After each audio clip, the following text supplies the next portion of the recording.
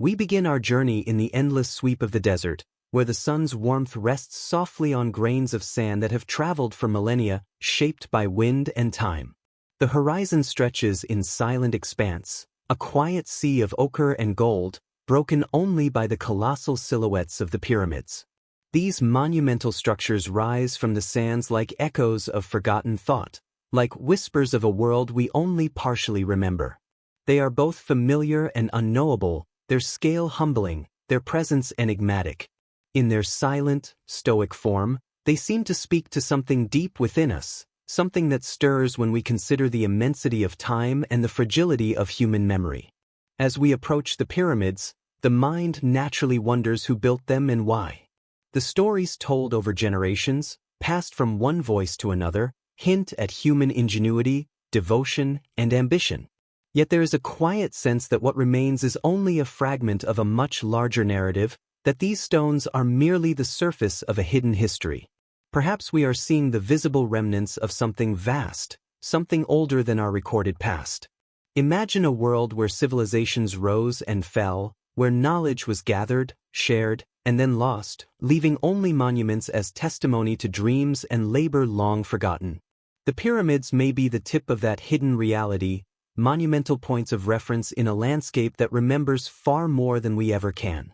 The desert itself is a patient witness, holding memories in its grains and dunes, whispering secrets to the attentive mind. The winds that shape the sand carry echoes of footsteps that no longer exist, and the shifting patterns under the sun and moon trace stories that have been repeated for eons. In this quiet observation, we feel a connection to the past, not through words or texts, but through the resonance of time itself. We begin to sense that the human story is both fleeting and eternal, recorded in impermanent things and in those that endure.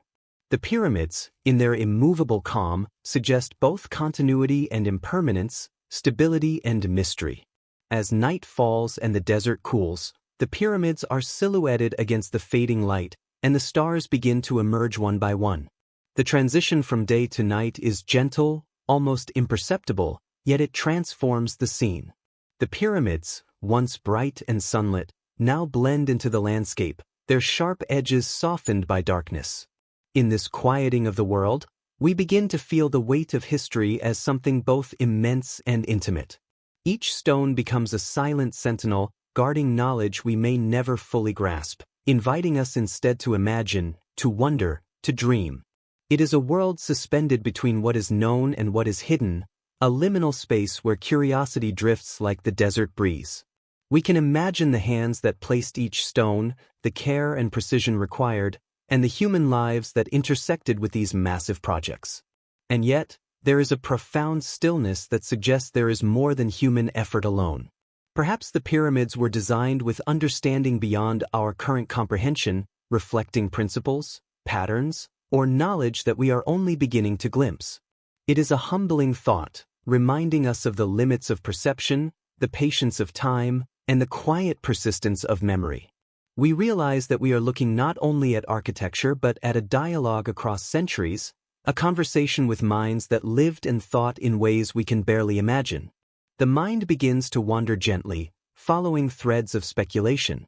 What if these pyramids are just fragments of a larger network, scattered across continents, connected by knowledge that has been largely forgotten? What if beneath the sands, beneath the oceans, lie remnants of a civilization that predates all we have recorded, leaving subtle traces in stone, in geometry, in alignment with the cosmos? Such thoughts are not meant to be answered definitively but to be held like quiet stars in the mind, illuminating the vast night of human imagination and history. Each possibility stretches awareness, nudges the consciousness to expand, and in that expansion, we find a peculiar calm. The pyramids are also mirrors of our own inner landscapes. Just as their interiors hide chambers, corridors, and mysteries, so too does the human mind contain layers of memory, understanding, and forgotten potential. Contemplating their scale and precision can evoke a meditative awareness, an understanding that even in the vastness of time, small actions, subtle gestures, and fleeting lives can leave impressions that endure far beyond their immediate existence. The stones, heavy and silent, become conduits for reflection, encouraging a gentle rhythm of thought and breath, guiding us into a meditative state where wonder and contemplation coexist. Even as we consider the grandeur of the pyramids, there is a softness to the moment, a sense of intimacy within enormity. The desert winds continue their endless work, reshaping dunes and carrying whispers of ancient voices, and the mind can feel a part of this rhythm. In this quiet contemplation, the boundary between observer and observed begins to dissolve. We sense that history is not only around us but within us, that the mysteries we seek are reflected in our own curiosity, our own capacity to dream, to imagine, and to wonder. The pyramids, therefore, are not only monuments of stone, they are symbols of human aspiration, resilience, and the enduring pursuit of knowledge. As sleepiness begins to drift like a gentle tide, the listener can rest in the understanding that these wonders, though silent and distant, are companions in the long meditation of time. The pyramids invite not answers but presence, not certainty but reflection, allowing the mind to wander through sand and stone, through echoes and shadows, and into the quiet spaces between thought and dream. In this gentle surrender, we feel the continuity of human curiosity and the subtle reassurance that even in our fleeting moments, we are part of something vast, ancient, and unending. And so, in the quiet, under the stars, with the pyramids standing sentinel in the night, the mind settles. The desert stretches infinitely, a canvas of possibility, and we are invited to let go of time's urgency, to float within the rhythms of thought, memory, and imagination. The pyramids are not merely structures, they are doors into contemplation, gateways to the hidden past, and reminders of the delicate, enduring dialogue between humanity and the mysteries it seeks.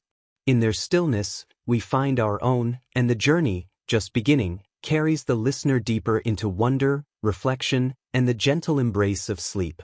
We continue our journey by imagining the hands that shaped the pyramids, the minds that conceived them, and the civilizations that might have preceded the history we know. It is natural to assume that what we see is the product of human ingenuity within the span of recorded time, but a quiet curiosity invites us to wonder if something older lies beneath the familiar narrative. Perhaps there were architects and dreamers whose names have been lost to the erosion of time, civilizations that rose and fell before our first written records, leaving only hints scattered across the world. These invisible ancestors speak to us through their monuments, and even in their silence, they invite reflection, imagination, and awe. The mind drifts over vast landscapes, over deserts and oceans, tracing patterns that may or may not connect. Could the precision of the pyramids have emerged from a single lineage of knowledge passed down through generations, or from something more profound, a wisdom that humanity has only begun to touch? The possibility is both humbling and comforting. Humbling because it reminds us of the limits of our understanding, comforting because it suggests that knowledge, beauty, and purpose can endure even when memory fades. In this contemplation, the pyramids become not just architectural marvels, but symbols of persistence, of ideas reaching across centuries, and of humans quietly touching the infinite. As we consider the lives of those who built these structures, we are drawn to the rhythms of ordinary existence. The workers, the artisans, the planners, all contributed to a vision far larger than themselves. Their labor, their ingenuity, and their dedication became part of a monument that would outlast them by thousands of years. In imagining these lives, we feel a connection across time, a sense of shared purpose that transcends our modern understanding. It is not necessary to know their names, only to recognize their presence, to acknowledge that the world we inherit carries traces of efforts made long before we arrived. There is also a profound quiet in thinking about lost civilizations, those that may have existed before the dawn of recorded history. Their achievements, though largely invisible, ripple through time in subtle ways. Artifacts, ruins, and even myths may carry fragments of understanding, and the pyramids themselves might be the most tangible hints of this hidden past. The mind is encouraged to wander gently through this uncharted history, exploring the spaces between certainty and speculation, between memory and imagination. In this wandering, we cultivate a sense of calm, a meditative awareness that allows curiosity to flow freely without demanding answers. The notion of an ancient, forgotten civilization also invites reflection on the cyclical nature of human existence. Empires rise and fall, knowledge is gained and lost, and yet certain truths persist, encoded in stone, in myth, and in the shared consciousness of humanity. The pyramids, standing stoic and silent, remind us that even when civilizations vanish, the imprint of thought, creativity, and devotion endures. In contemplating these cycles, the listener is invited to consider their own place within the vast sweep of history, to recognize that life is both fleeting and eternal, ephemeral yet capable of leaving lasting resonance. We can also imagine that these forgotten architects were guided by an understanding that combined practicality with a sense of the cosmic. Their work might have reflected principles of mathematics, astronomy, and geometry, suggesting a harmony between human effort and the greater order of the universe. This intersection of intellect, art, and natural rhythm inspires a gentle awe. The mind, resting in the quiet of contemplation, begins to feel a sense of balance, a recognition that human endeavor can be both purposeful and deeply connected to the world around it. It is a reminder that knowledge and beauty often coexist in ways that are subtle, yet enduring. As night falls, we drift deeper into reflection, imagining the pyramids as silent teachers. Their walls may have witnessed generations of people, rituals, and ideas long forgotten, yet their presence continues to convey something timeless. In this meditation, it is not the answers that matter, but the questions, the gentle curiosity that leads us to imagine what lies beneath the surface, both in the world and within ourselves. The lost civilizations may never be fully known, yet contemplating them cultivates a sense of humility, wonder, and serenity, inviting the listener to rest in the quiet mystery of time. The mind, now softened by reflection, begins to sense a connection between human memory and the memory embedded in the earth itself. Each stone, each carefully placed block, carries a weight of thought and intention echoing across centuries. And in considering these echoes, we find a subtle reassurance. Even in impermanence, there is continuity. Even in loss, there is persistence. The pyramids are not only monuments to those who built them, but mirrors of our own capacity for creation, reflection, and imagination. Finally, as we let our thoughts settle, there is a sense of gentle acceptance. The pyramids and the civilizations that may have preceded them are part of a larger story that is both known and unknowable. In this quiet contemplation, the listener is invited to breathe slowly, to release the need for certainty, and to rest in the expansive calm of possibility. The journey into hidden worlds, into forgotten architects, becomes a passage into wonder, reflection, and the soothing rhythm of time itself. In the quiet hours when the world softens and the edges of thought begin to blur, the landscapes of Earth's most ancient epics rise again in the mind like forgotten continents resurfacing from the deep. Long before the first inscription was carved into stone, before cities rose from the dust or calendars mapped the passing of the stars, Earth was already a world shaped by forces far older than memory. The land held mountains newly born from the grinding of tectonic plates. The oceans carried secrets from eras when the planet belonged only to silence and salt. And into this vast canvas of prehistory, the earliest rumblings of human presence emerged, fragile, wandering, yet profoundly aware in ways that archaeology can barely trace.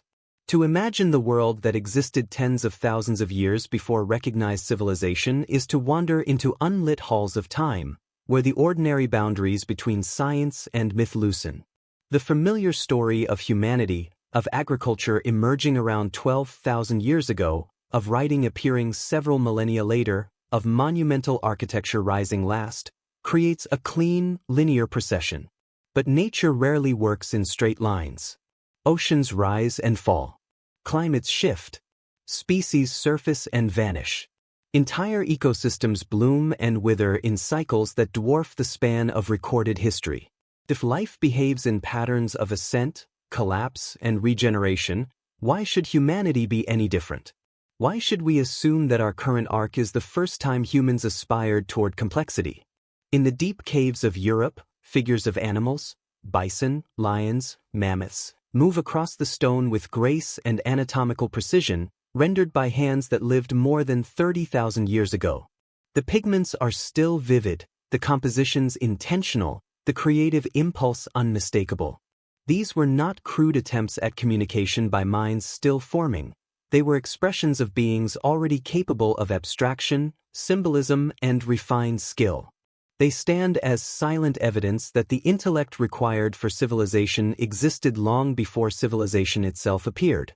Yet between the art and the rise of the first known cities lies a gulf stretching tens of thousands of years, a silence so profound that it invites questions. During the last ice age, sea levels rested over 100 meters lower than they do today. Entire continental shelves were exposed, forming land bridges and coastlines so distant from our modern maps that whole prehistoric geographies remain invisible beneath the waves. Cities, if any existed along those vanished shores, would be completely erased or buried so deeply underwater that only fragments of speculation remain. We know that early humans hugged coasts for food, shelter, and migration. If intelligence and social structure were already present, then the coastlines of the Ice Age, now submerged, would have been the most logical places for settlements and experimentation with early forms of community. And yet these vast drowned landscapes are difficult to explore, leaving enormous blanks in the human story. Around the world, anomalies complicate the tidy timeline. In Turkey, Göbekli Tepe rises from 12,000 years ago, older than agriculture, older than pottery, older than any known settled society. Its pillars weigh many tons. Its carvings are intricate and symbolic. The site appears to have been intentionally buried, as if by people who wanted to preserve it or hide it during a time of upheaval. Its existence alone disrupts the long-held notion that agriculture came first and monumental architecture later. Instead, it hints that humans with advanced knowledge, organizational, spiritual, artistic, were present in a world we still consider pre-civilized. If such knowledge appeared there, at a time when the Ice Age had only recently ended, how much older might similar efforts have been? The last glacial period reached its coldest point around 20,000 years ago, and for thousands of years afterward, immense ice sheets covered much of the northern hemisphere. But earlier in the cycle, long before the coldest centuries, the climate oscillated between temperate and extreme. There were windows, lasting thousands of years, when regions were lush, stable, and capable of supporting flourishing populations. In these forgotten climates, humans may have experimented with structures, rituals, and forms of cooperation now lost to erosion and time. If civilizations rose in these windows and fell when the climate shifted, there might be no surviving trace except for scattered myths and puzzles carved into stone long after. Different traditions across the world, far separated in geography and language, preserve stories of ages lost to cataclysms, floods that swallowed entire lands, fires that scorched the earth, nights that lasted longer than memory. These myths are often dismissed as allegory, yet they echo geological events we now know occurred. The sudden drainage of glacial lakes unleashed floods on a continental scale. Volcanic eruptions darkened skies for years. The shifting of sea levels redrew coastlines abruptly. To ancient peoples living close to nature's edge, such events would not merely reshape the land, they would reshape history, memory, and survival. Is it so strange, then, that fragments of ancient knowledge might have vanished in the same waters and fires described in myth? If we picture a world where humans lived for tens of thousands of years with intelligence equal to our own, the idea that they remained entirely simple becomes more improbable than the idea that something advanced once existed and later disappeared. Evolution granted the same brain, the same creative imagination, the same capacity for mathematics and cosmology to early humans. The spark was already there. The question is not whether early humans were capable of building complex societies, but whether the conditions allowed them to, and whether those societies endured long enough to leave recognizable traces. If they did not, then the Earth, with its cycles of destruction and renewal, its storms, earthquakes, and rising seas, would have erased nearly all visible signs.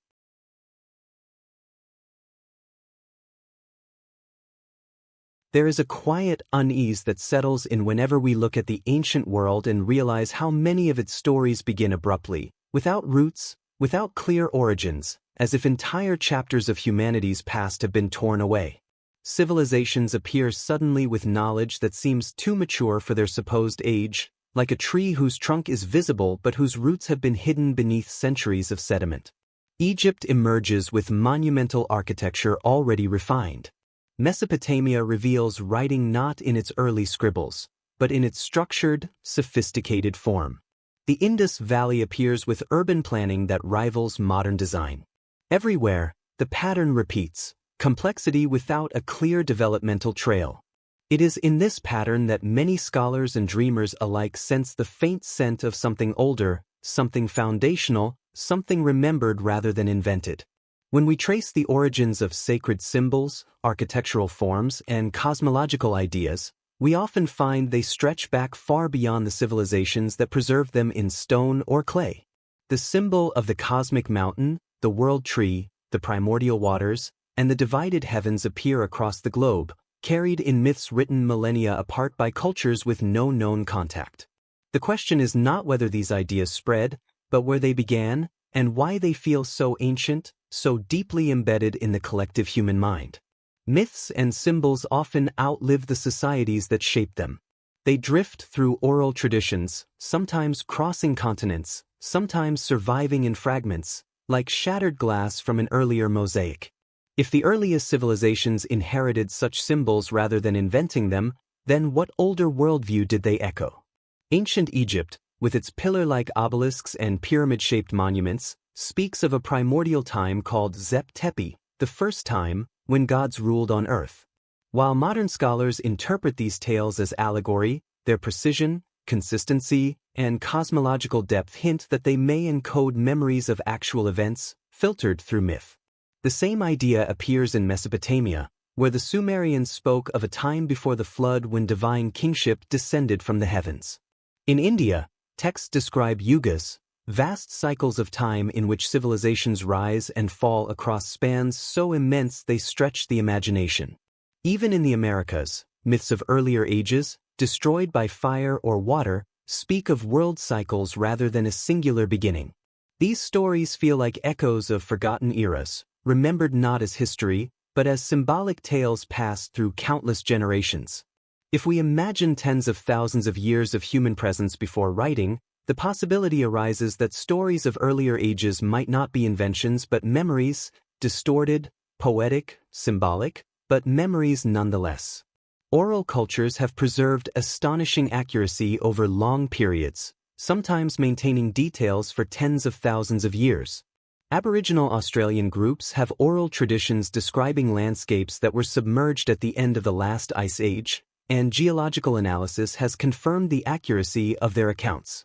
If such stories can survive for millennia, then global myths of floods, fiery destruction, sky gods, or lost civilizations might stem from real events experienced by ancestors whose history predates the oldest temples and tombs. The most intriguing question is whether the monumental structures we now associate with the earliest civilizations were truly the first attempts of humans to shape stone into meaning. When we examine the earliest pyramids, megaliths, or stone circles, we notice something peculiar. Many appear fully formed, without earlier prototypes. The first pyramids in Egypt, though imperfect compared to later constructions, are still astonishing feats of engineering. The first megalithic sites in Europe exhibit knowledge of astronomy and geometry. Göbekli Tepe arrives with carved pillars and symbolic sophistication that should have required centuries of development, yet we find no earlier versions, no experiments, no failed attempts.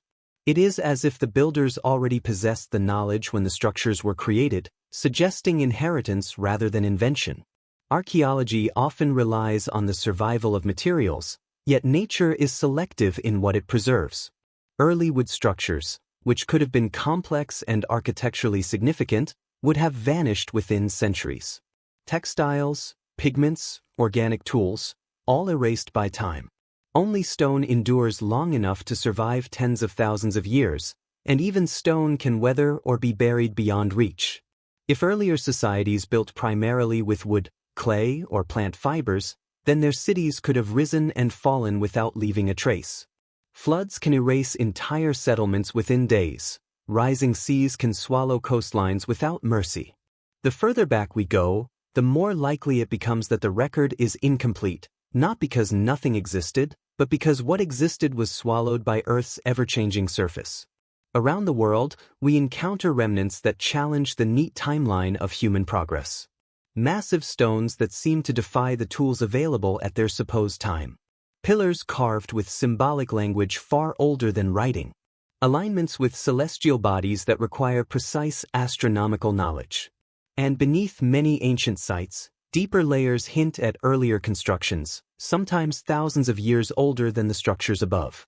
Each discovery pushes the origins of complexity further back, suggesting that what we call the beginning may simply be the first layer we can access. Beneath it, deeper civilizations may lie buried, either literally or metaphorically. If earlier societies existed, their collapse would likely coincide with natural events on a scale large enough to erase their footprint. Global climate patterns show intense fluctuations during the last ice age, with periods of warming followed by sudden returns to severe cold. The most dramatic of these occurred around 12,800 years ago, a period marked by rapid cooling, massive flooding, and abrupt extinctions. The Younger Dryas, as scientists call it, ended with a sudden warming that melted vast ice sheets and raised global sea levels by more than 100 meters. If coastal civilizations existed before this event, their destruction would have been swift and total. Entire regions would have vanished beneath rising tides, leaving only fragments of memory carried through oral traditions. When we consider how recent our own civilization is in comparison to the full span of human existence, the timeline becomes astonishingly narrow. All recorded history fits neatly into a window of just 5,000 years. All known monumental architecture fits into 12,000. Yet modern humans have existed for 300,000. This disparity creates a vast void, an unlit corridor of time where possibilities stretch beyond our current imagination. If even one advanced culture emerged in that corridor, its absence from the archaeological record would not be surprising. What is surprising is how many clues exist that suggest something may indeed have arisen. Some of the world's oldest myths carry descriptions that seem uncannily specific, as if recounting events witnessed by ancestors rather than imagined by poets.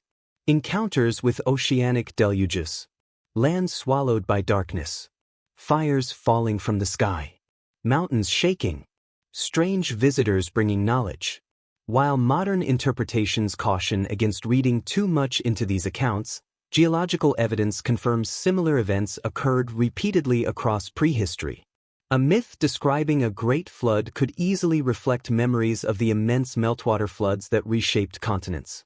A myth of fire from the sky could recount a meteor strike or volcanic eruption. A myth of lost knowledge could reflect the collapse of a culture whose memory survived in symbolic form. What if the earliest civilizations we know were founded by people carrying fragments of knowledge passed down from ancestors who lived through global upheavals? What if Egypt's sudden sophistication was not the birth of something new, but the rekindling of something ancient? What if the builders of Göbekli Tepe were preserving cosmological ideas inherited from a forgotten age? What if the megalithic sites of Europe echoed star maps remembered from an earlier tradition? What if the pyramids, with their uncanny precision and astronomical alignment, were constructed according to principles already ancient by the time the first pharaoh rose? In this interpretation, the earliest known civilizations become descendants rather than pioneers, heirs to memories stretching far beyond the reach of archaeology. Their innovations may reflect a conscious effort to preserve what survived global cataclysms, encoded in stone so that it could outlast the fragile medium of oral tradition. The use of stone itself becomes meaningful, a symbol of permanence chosen by people who had witnessed impermanence on a scale modern society can scarcely imagine. The deeper we explore this idea, the more we sense that humanity's story is not linear but cyclical. Like the rise and fall of empires in recorded history, earlier cycles could have produced cultures that blossomed and collapsed long before Sumer or Egypt. If human potential has always been present, then the development of civilization could have occurred more than once, separated by epochs of climate upheaval. Our modern age might be just the latest iteration, a new ascent built on the faintest echoes of forgotten predecessors. This possibility does not diminish the achievements of the known ancient world. Instead, it adds depth to them. It suggests that the builders of the earliest monuments were reaching backward as much as forward, grounding their creations in memories that transcended generations. It turns the pyramids into markers not just of power, but of continuity. It turns ancient myths into vessels carrying messages from ages drowned by time. It turns archaeology into a quiet conversation with ghosts who speak only through stone and silence. If earlier civilizations existed, we may never find complete proof. But the patterns, sudden sophistication, global mythology, submerged landscapes, unexplained anomalies, form a tapestry that invites reflection. The absence of evidence becomes a space where possibility rests gently, not as certainty, but as a whisper. In that whisper, we find a humbling reminder that the earth is old, humanity is older, and the story we tell ourselves is still only a draft. Beneath the surface of what we know lies a world waiting to be remembered, a world that may yet reshape how we understand our place in the long, mysterious journey of time. In the soft silence of night, when curiosity feels gentle rather than insistent, the question rises again like a distant echo. How much of the ancient world lies hidden beneath our oceans, waiting for a moment of rediscovery? The Earth we know today is not the Earth that existed during most of human history.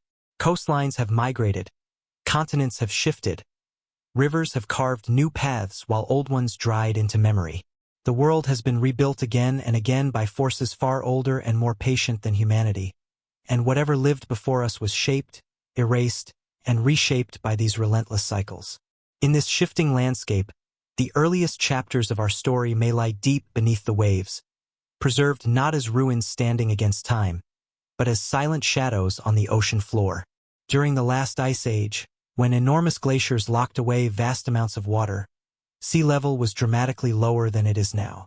More than 20 million square kilometers of land now submerged beneath the ocean were once dry soil beneath human feet. Coastlines stretched hundreds of miles beyond their present boundaries. Entire continents had expanded edges. Islands that now rest deep underwater were once lush, inhabited plateaus. Rivers flowed across plains that no longer exist, cutting through fertile deltas now drowned by the gentle pulse of tides. If early human communities thrived near coasts, as modern anthropology strongly suggests, then countless settlements, camps, gathering places, and perhaps even proto-cities may now sleep beneath layers of silt and coral.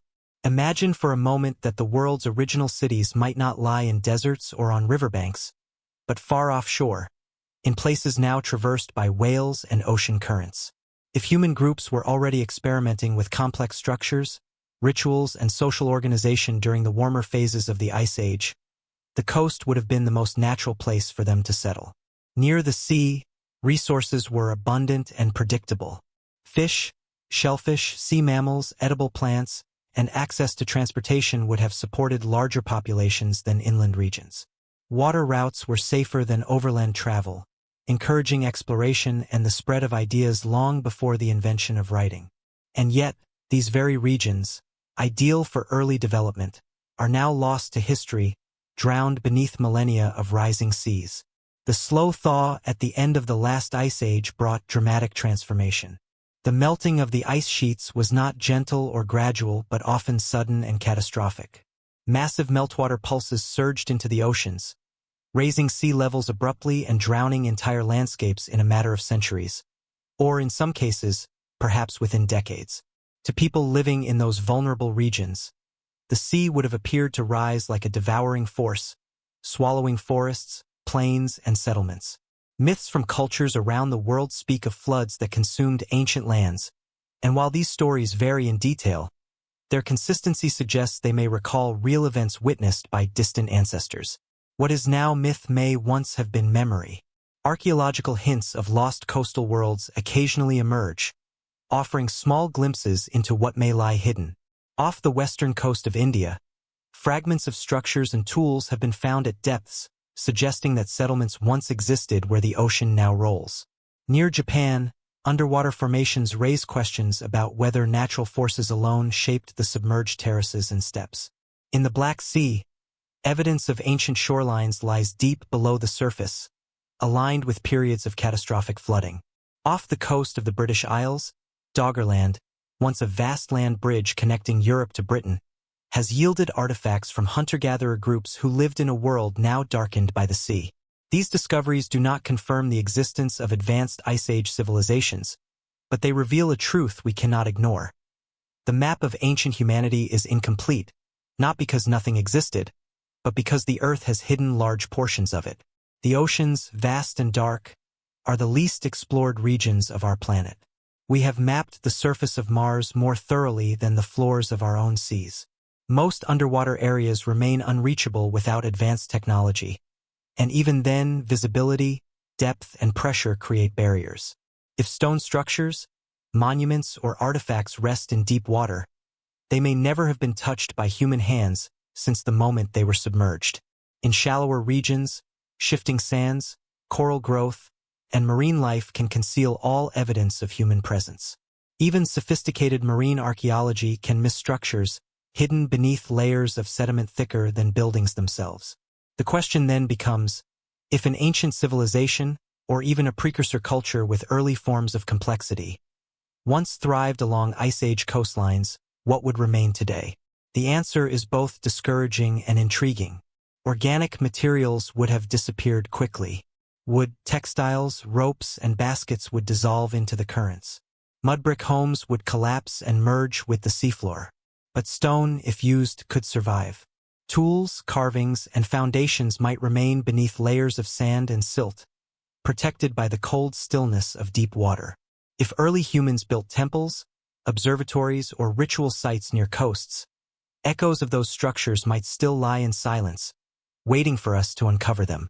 This possibility does not require imagining civilizations with technology rivaling our own.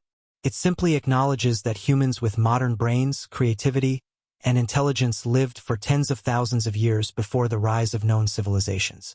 During that long span, they could have built communities and structures that later disappeared. The absence of evidence on land is not proof of absence. It is merely the result of geological memory being overwritten again and again by water and time. One of the most compelling arguments for lost coastal worlds is the sudden appearance of advanced knowledge in early civilizations. The first astronomers in Mesopotamia and Egypt demonstrated an understanding of celestial cycles that seems far too mature for societies supposedly only just forming. Their calendars were not rudimentary, they were precise. Their awareness of solstices, equinoxes, and planetary movements suggests centuries of inherited observation. Yet where was this knowledge developed?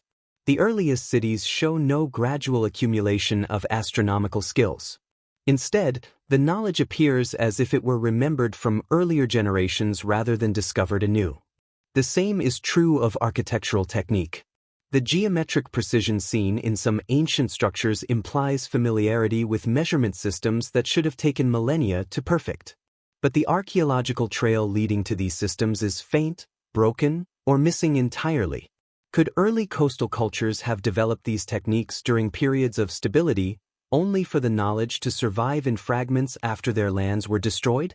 Could survivors have carried remnants of this understanding inward, to higher ground, where later civilizations adapted and incorporated them? Just as rivers preserve traces of vanished landscapes in their layers of sediment, ancient myths may preserve fragments of these forgotten societies. Stories from South Asia speak of cities swallowed by the sea. Greek legends describe islands lost beneath waves. Indigenous narratives across the world carry memories of rising waters and migrations from drowned homelands. While mythology is symbolic, it often anchors itself in real events. Over generations, real disasters transform into metaphor, yet retain enough detail to hint at their origins. If great floods truly reshaped human settlement, the myths remembering these events may be our only surviving accounts. As we imagine these submerged worlds, we begin to feel the profound fragility of human history.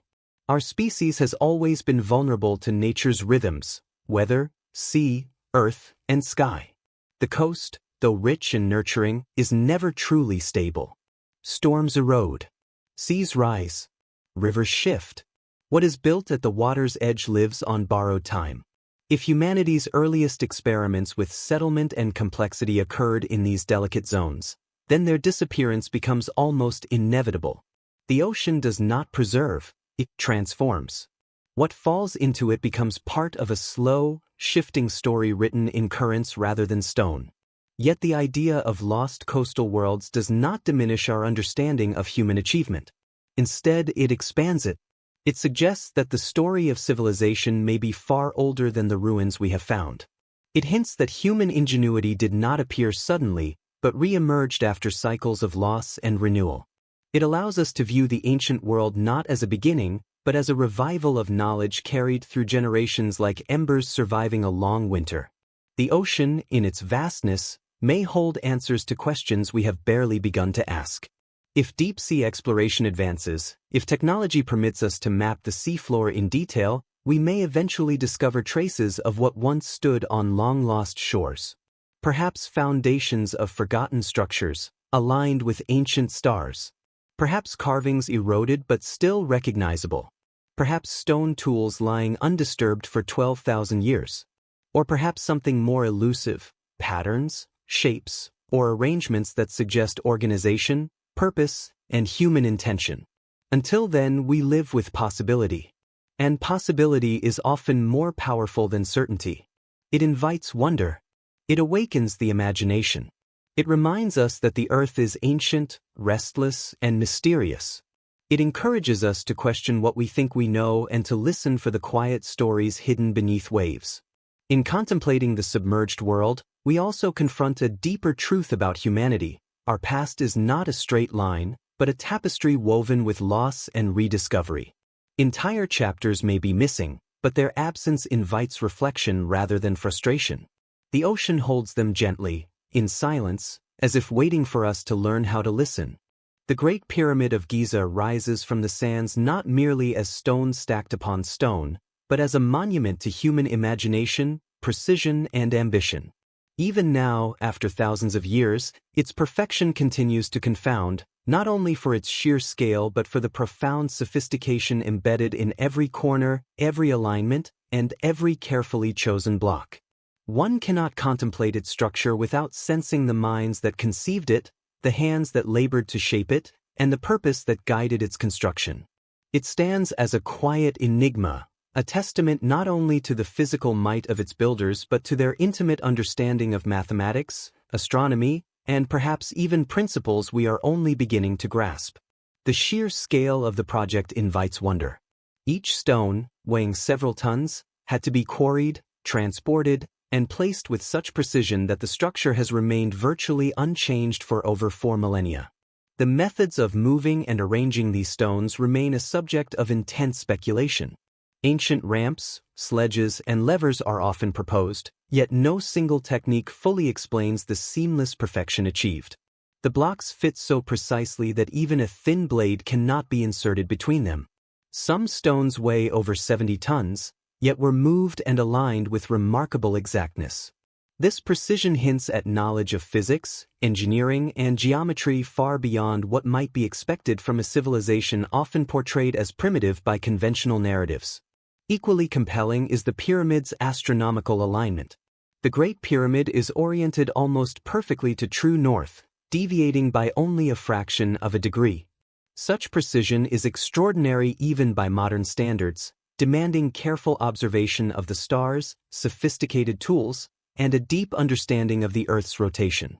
Some researchers have suggested that the builders used the stars as guides, perhaps even recognizing patterns in the heavens that are no longer visible due to precession over millennia.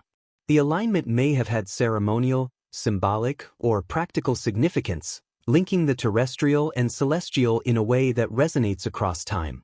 It suggests a worldview in which the cosmos itself was a canvas upon which human knowledge and devotion were etched. Beyond alignment, the internal architecture of the pyramid remains equally mysterious. Its chambers, corridors, and shafts form a network that seems simultaneously functional and symbolic. The King's Chamber and Queen's Chamber, along with the Grand Gallery, exhibit engineering techniques that prevent collapse and manage stress across the massive stone structure. The precision required to create these chambers, with their weight-bearing structures and intricate internal passages, reflects not only technical mastery but a profound understanding of materials and spatial geometry. Each passageway, each corbelled ceiling, appears deliberate, suggesting that the builders had a purpose that extended beyond mere burial, a design philosophy that integrated engineering, spirituality, and cosmic symbolism. Some theorists propose that the pyramid's proportions encode sophisticated mathematical knowledge. The relationship between the base and the height, the dimensions of the internal chambers, and the angles of the sides appear to reflect constants such as pi and the golden ratio. Whether by design or coincidence, these ratios connect the pyramid to principles of proportion and harmony found throughout nature. They may have been intended to convey knowledge, express a philosophical ideal, or simply reflect an aesthetic sensibility rooted in observation of the natural world. Either way, they reveal a level of intentionality that transforms the pyramid from a mere monument into a statement of human aspiration and comprehension. The logistics of construction alone challenge imagination. Estimates suggest that tens of thousands of laborers, possibly organized into rotating teams, contributed over decades. Yet there is no evidence of a slave workforce. Rather, recent discoveries indicate that skilled craftsmen, supported by a complex supply system, likely carried out the work. The quarrying of stone, the transportation of massive blocks, and the precise placement required sophisticated project management, careful planning, and an intimate understanding of both human labor and material limitations. This implies an organizational structure and societal sophistication often underestimated in depictions of ancient Egypt. The pyramid also resonates with symbolic and spiritual significance. It was not merely a tomb, it was a vessel for transition, a machine of the afterlife, and a representation of cosmic order. Its shape, pointing skyward, may have symbolized a connection between the earthly realm and the stars. The shafts leading from the king's chamber align with specific stars, suggesting a purpose that transcends simple burial practices. The pyramid becomes a bridge, linking the human experience to the eternal cycles of the heavens, encoding beliefs, cosmology, and possibly ancient knowledge in stone. In this sense, every stone, every corridor, and every angle carries multiple layers of meaning, functional, spiritual, and philosophical simultaneously.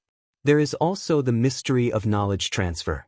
How did the builders acquire the expertise necessary to design and execute such an extraordinary project? The sophistication observed in the Great Pyramid suggests the accumulation of generations of learning. Perhaps knowledge was passed down through oral tradition, practical apprenticeship, and careful observation of the natural world. Or perhaps some insights came from sources now lost, earlier civilizations whose wisdom was inherited rather than invented. The sudden appearance of architectural mastery raises the possibility that what survives in stone is only the visible tip of a much older, hidden understanding. Beneath the pyramid, beneath the sand, may lie fragments of earlier experimentation and knowledge, long erased by time and environment. The construction of the pyramid is intertwined with rhythm, movement, and the human body. Workers would have coordinated their strength, timing, and effort with remarkable precision. The movement of stones across inclined ramps or sleds, the precise placement, the constant monitoring of angles and alignment, all required a harmony between human labor and geometric vision.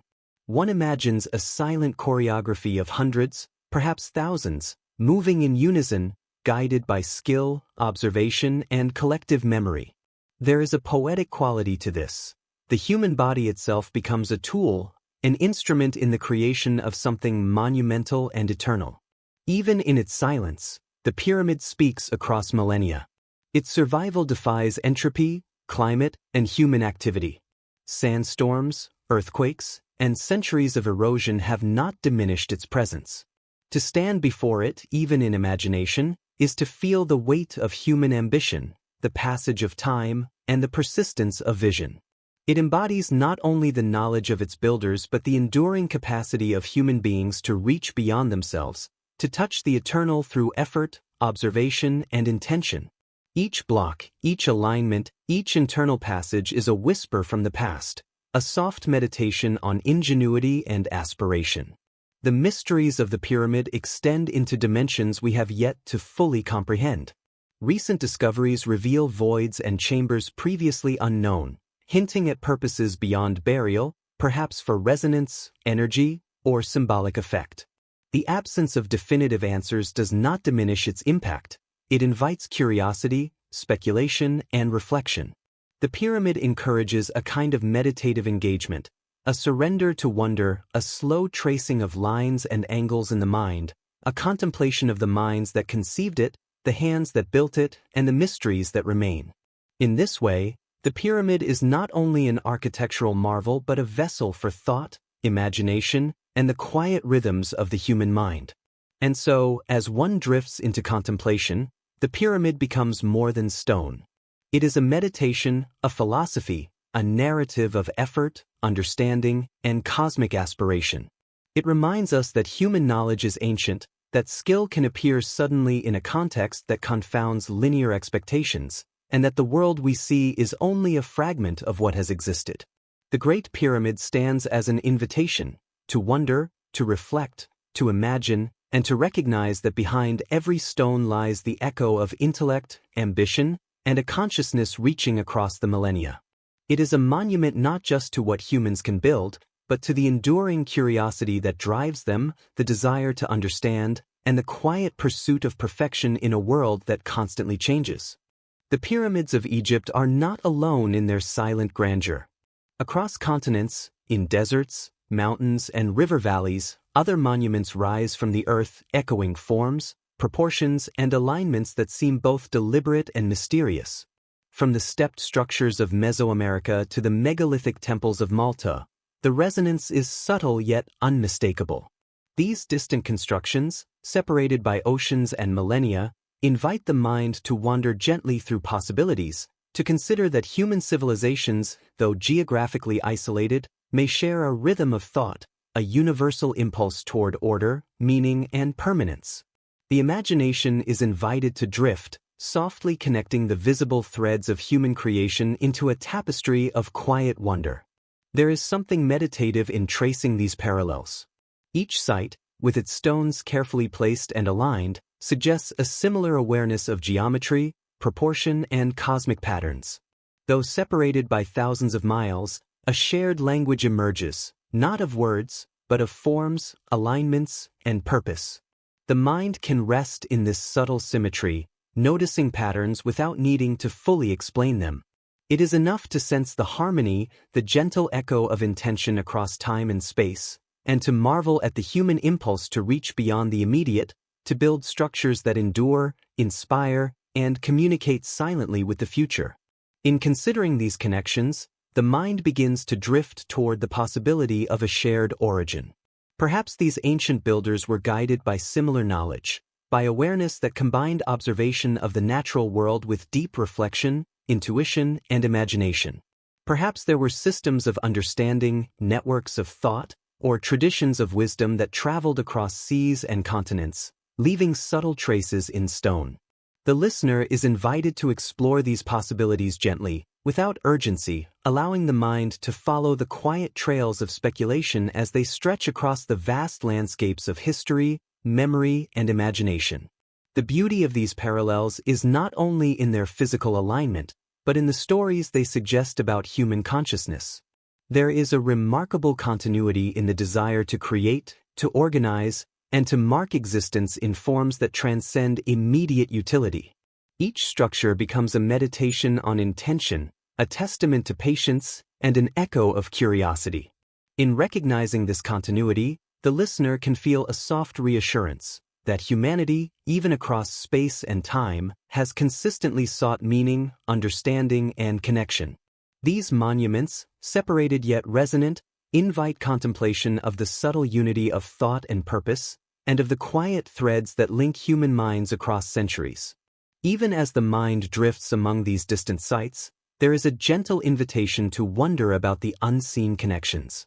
Could there have been exchange of knowledge in ways now lost to time? Could distant civilizations have shared insight, not recorded in texts, but encoded in methods, alignments, and proportions? It is a soothing meditation, suggesting that the world holds patterns far larger than what we see, and that curiosity and ingenuity may ripple outward in ways we cannot fully comprehend. The listener can rest in this gentle possibility, feeling the quiet expansion of thought without pressure, allowing the mind to explore and observe with calm attention. In imagining these global echoes, there is also a reflective sense of scale. The human experience, though small in comparison to the vastness of continents and oceans, resonates through intention, effort, and creation.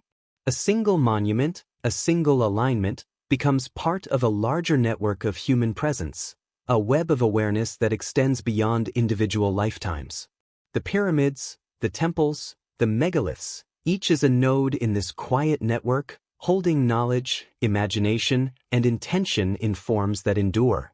The mind can settle into this thought, tracing connections softly and leisurely, feeling the continuity of human curiosity and aspirations stretching across space and time. There is also poetry in the diversity of these constructions. While their forms may differ, their underlying impulse is consistent, a desire to engage with permanence, to observe the cosmos, to record thought, and to create something that speaks beyond a single lifetime. Each site becomes a gentle meditation, a soft point of reflection on the universal qualities of human consciousness. The listener can drift through these sites imaginatively, sensing the echoes of effort and thought, feeling a quiet connection to the builders, and allowing the mind to rest in the serene recognition of continuity and resonance. Finally, in this meditation on echoes across continents, there is a quiet celebration of possibility. The world may be filled with hidden connections, subtle correspondences, and traces of knowledge we have yet to fully understand.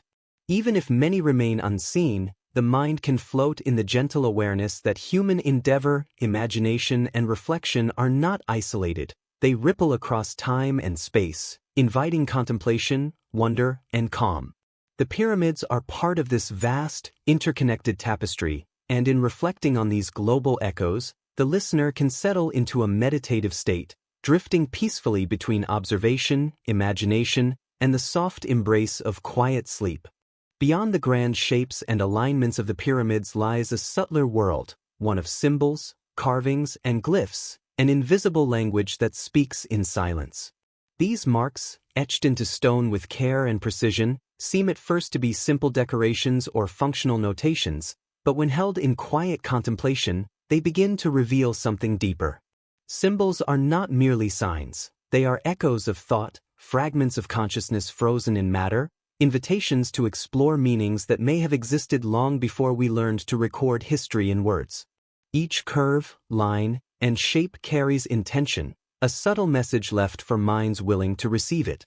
The mind drifts gently across these forms, tracing patterns, noticing repetition and variation.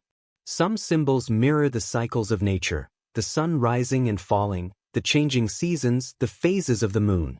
Others suggest relationships between people, places, or ideas, hinting at ways of thinking that predate our modern understanding. In observing them, the listener is invited to enter a meditative state, one in which imagination becomes a companion and reflection unfolds slowly and calmly. It is not necessary to decode or fully understand. The act of observation itself carries the quiet rhythm of presence, a soft connection across centuries. There is a serenity in considering the universality of symbols. Across the world, in distant civilizations, humans have carved, painted, and sculpted in ways that resonate across time and space. A spiral in a cave in Europe may echo the curves of a carving in Egypt. A series of lines on a tablet in Mesopotamia may mirror patterns found in a remote temple in the Americas. These echoes are gentle reminders that the human mind seeks to express, to communicate, and to preserve thought in ways that transcend spoken language. The pyramids, with their precise glyphs and intricate carvings, are part of this quiet tapestry, inviting the listener to feel the continuity of awareness rather than striving to interpret it fully. Symbols are also bridges between the material and the conceptual. A carved hieroglyph is more than an image. It is a thought made tangible. It may encode knowledge, record ritual, or convey emotion. In contemplating this, the listener is invited to consider the subtle power of abstraction and how meaning can persist even when context is lost.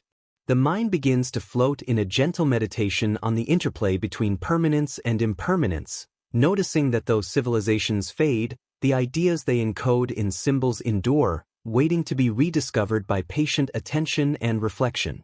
In many ways, the symbols of the pyramids are mirrors of human consciousness itself. Just as thoughts are formed, repeated, and connected, so too are the carvings arranged in patterns, sequences, and relationships. Observing them invites a quiet reflection on the structure of memory, imagination, and awareness. There is a rhythmic quality to this meditation, a calm, unhurried pulse that encourages the mind to settle, to notice subtle connections, and to feel the resonance of thought extending across time and space. In tracing these symbols, the listener is not simply looking at stone, but glimpsing a dialogue that continues quietly between past and present. The beauty of symbols lies not only in their visible form, but in the possibilities they suggest. Each glyph, spiral, or line invites the mind to consider questions without demanding answers. What did this mean to those who carved it? How did it connect to the rhythms of daily life, the cosmos, or human imagination? These gentle questions encourage a reflective state, where curiosity and calm coexist, and the mind floats freely in contemplation. There is no urgency here, no need for resolution. The mind is free to wander softly, exploring the hidden networks of thought and intention that shaped the world long before our own time. Symbols also remind us of the quiet power of preservation. Though the meanings of many glyphs may be lost, their presence endures. They are echoes of intention, fragments of memory, and enduring invitations to notice, imagine, and reflect. In observing them, the listener can feel the continuity of thought, the persistence of human imagination, and the calm assurance that what is created with care has a lasting presence. There is comfort in this recognition, a gentle reminder that our own reflections, intentions, and creative acts may ripple outward, leaving subtle traces that endure beyond immediate perception. As the mind settles into this awareness, the boundaries between observer and observed begin to soften. The listener may feel a connection not only to the ancient builders, but to the process of reflection itself. Symbols become portals into thought, pathways through imagination, and vessels for contemplation. They invite a sense of stillness, a quiet rhythm of breath and awareness, and a gentle recognition that meaning is both visible and invisible, both present and elusive. The pyramids, through their carvings, whisper of human curiosity, attention, and the subtle dialogue that can persist for millennia. And so, as the mind drifts among these silent inscriptions, there is a sense of intimacy and continuity. The glyphs are not merely records, they are companions in reflection, guiding attention gently, encouraging patience, and opening space for imagination. In this meditative state, the listener may notice the ebb and flow of thought, the soft unfolding of wonder, and the quiet beauty of ideas preserved in stone. The symbols of the pyramids, intricate and enigmatic, invite a gentle surrender to observation, to curiosity, and to the calming rhythm of contemplation, guiding the mind towards serenity and the soft embrace of sleep. Beneath the visible structures and intricate carvings, there exists another layer of mystery, one that whispers of purpose beyond the tangible, beyond what can be measured or traced. The pyramids, in all their grandeur, may have been designed not merely as tombs or monuments, but as vessels of knowledge, repositories of wisdom encoded in stone, proportion, and alignment. In contemplating this, the mind drifts gently into possibilities that extend beyond conventional history, imagining that the builders were aware of principles we are only beginning to perceive, and that their intention was to preserve understanding for generations that might come long after their own. These possibilities are not bound by certainty, and that is their quiet charm. They encourage the mind to wander slowly, to explore speculation with calm curiosity, and to rest in the gentle rhythm of thought rather than the urgency of resolution. Perhaps the pyramids encode knowledge of the natural world, the movement of the stars, or the patterns of life itself. Perhaps they are records of consciousness, of philosophy, or of mathematics, designed to be deciphered by those who approach them with patience and care. In this sense, the pyramids are more than architecture, they are bridges between minds, across time, across generations, and even across civilizations. The notion of hidden knowledge invites reflection on human curiosity itself. Throughout history, humanity has sought to understand, to preserve, and to pass on insight in ways that endure. The pyramids may represent one of the most ambitious expressions of this impulse, a quiet testament to the desire to reach beyond the immediate, to communicate with the distant, and to touch the infinite through the finite. In meditating on this, the mind experiences a soothing rhythm, the ebb and flow of wonder, the gentle oscillation between imagination and reflection, between known and unknown. It is also calming to consider the layers of time embedded within the pyramids. Millennia of observation, reverence, and speculation have surrounded these structures, yet they remain largely silent, patient, and unchanging. In this enduring silence, there is a meditative invitation to listen without expectation, to perceive without urgency, and to enter a state of quiet presence. The pyramids, in their stillness, teach a gentle lesson about patience and the passage of understanding, that some knowledge is not meant to be rushed, and some wisdom only reveals itself when the mind is calm, receptive, and attuned to subtle rhythms. Hidden knowledge, in this context, is not merely intellectual, it is also experiential. The alignment, proportion, and geometry of the pyramids may have been intended to evoke contemplation, to guide awareness, and to cultivate a meditative state in those who approach them. Even if the original purpose is lost to history, the effect remains. The viewer, the listener, or the visitor experiences a sense of awe, reflection, and subtle clarity. The pyramids themselves become teachers, not through explicit instruction, but through the quiet resonance of form, structure, and presence. In this way, ancient intention meets contemporary reflection, creating a continuum of thought that spans millennia. There is a poetic quality in imagining that knowledge could be hidden in plain sight. Each stone, each axis, each chamber may carry meaning beyond what the eye perceives at first glance. The pyramids are layered with subtlety, some messages visible to the casual observer, others encoded in geometry, alignment, and proportion. In contemplating this hidden dimension, the mind is invited to slow down, to attend to details, and to cultivate a gentle awareness of subtlety and depth. This is not intellectual strain, but a soothing exercise in attention and curiosity, allowing the mind to drift freely while remaining engaged in quiet contemplation. The possibility of hidden knowledge also encourages reflection on humility.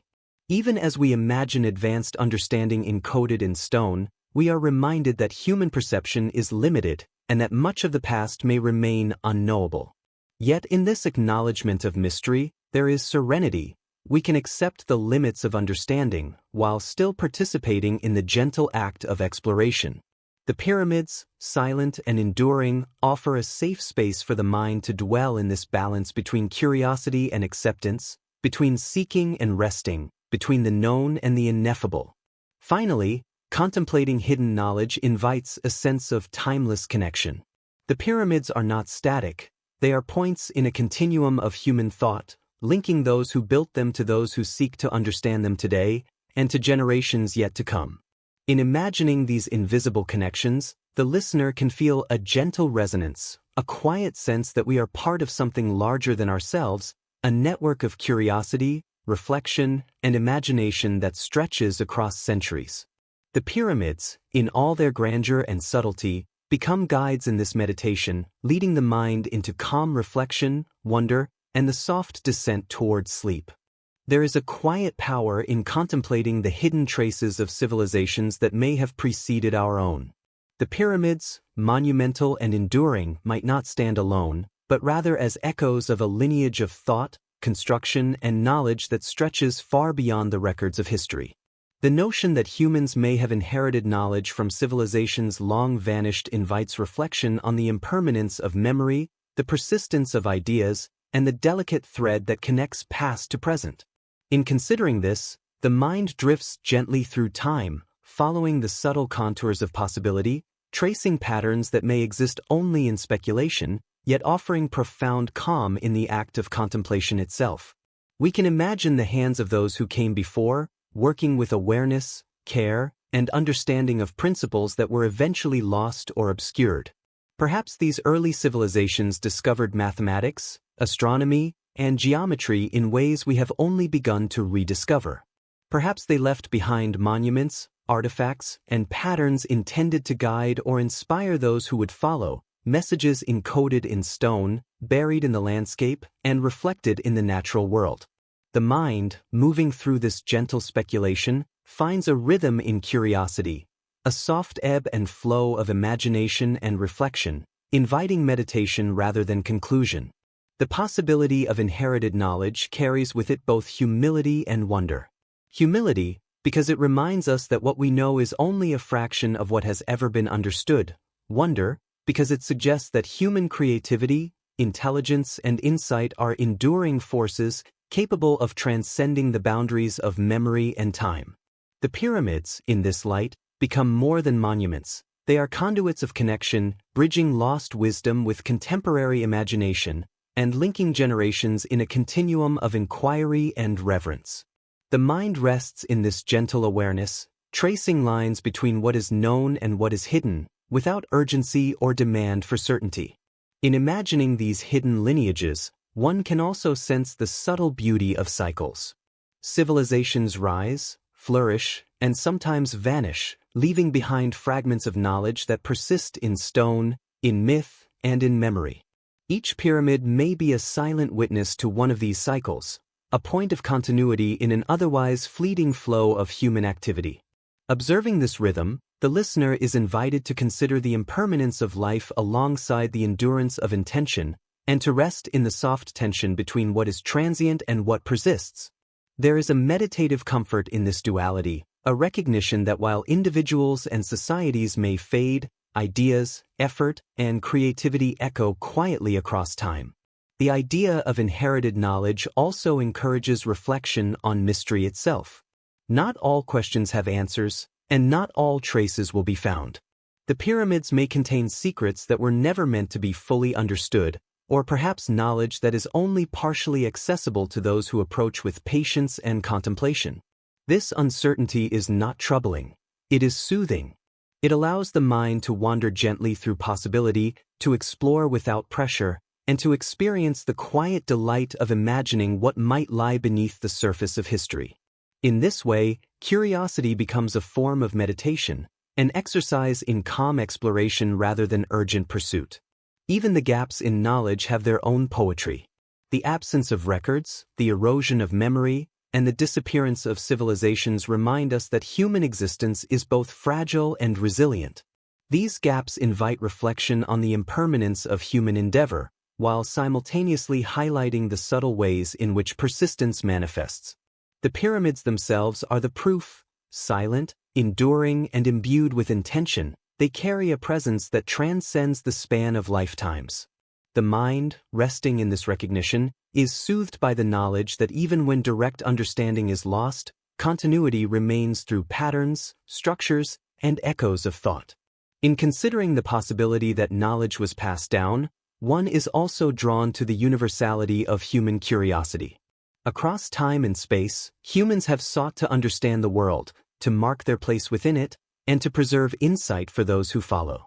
The pyramids may be part of this universal impulse, a testament to the continuity of observation, reflection, and creation. The mind, flowing gently with this meditation, begins to feel the quiet rhythm of awareness stretching across centuries, a pulse of curiosity and intention that resonates softly within. There is also a profound serenity in imagining that these civilizations, though lost, are not truly gone. Their presence lingers in stone, in alignment with the stars, in patterns and symbols, and in the subtle resonance of thought preserved across time. This imagined connection offers comfort, a gentle assurance that the world holds memory beyond the reach of immediate perception, and that even vanished cultures continue to speak softly to those who are attentive, reflective, and patient. Finally, the contemplation of inherited knowledge invites the mind to rest in wonder. The pyramids, silent and monumental, become points of meditation, gateways to reflection, and reminders that human thought and creativity are forces that transcend individual lifetimes. In imagining lost civilizations, the listener is invited to feel the quiet continuity of history, to sense the enduring pulse of human curiosity, and to settle into the serene rhythm of contemplation. The pyramids, along with their possible hidden lineages, offer a gentle path into reflection, wonder, and the soft descent towards sleep, where questions may drift into the quiet spaces of imagination and the mind may rest in calm.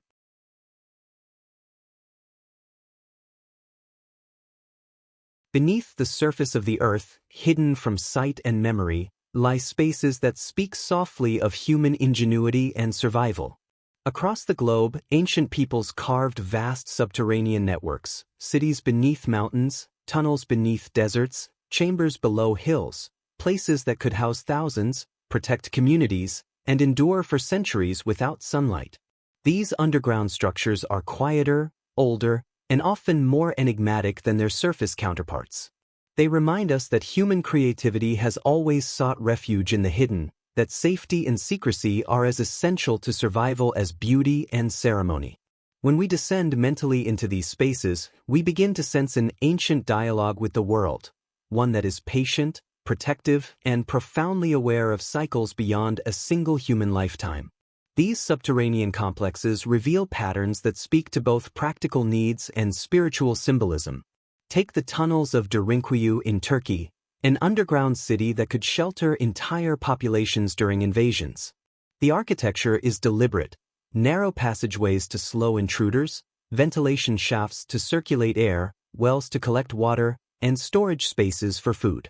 Every corridor, staircase, and chamber demonstrates a sophisticated understanding of human needs in confined environments. Yet beyond the functional, there is a sense of sacredness embedded in their design. Rooms and halls were arranged to create harmony, rhythm, and a quiet order in darkness, echoing celestial patterns above. The underground becomes a canvas where survival and ritual intersect, where everyday life meets deeper contemplation of existence and impermanence. Other sites, like the Hypogeum of Malta, deepen the mystery by emphasizing sound, resonance, and geometric precision. Carved entirely from rock, its chambers amplify low frequencies and create acoustic effects that suggest ritual significance. The Hypogeum was not merely a dwelling but a spiritual laboratory where sound, architecture, and human presence merged. In these spaces, one can imagine ceremonies conducted in hushed tones, collective meditation guided by echoes, or teachings that were transmitted in sound rather than in written language. The underground was not a retreat from knowledge but a sanctuary for its most concentrated form, a hidden laboratory where ideas could endure even as civilizations changed above ground. Subterranean spaces also respond to cycles of life and death, light and shadow. Many cultures buried their ancestors or performed rites below the earth, creating connections between the living and the dead.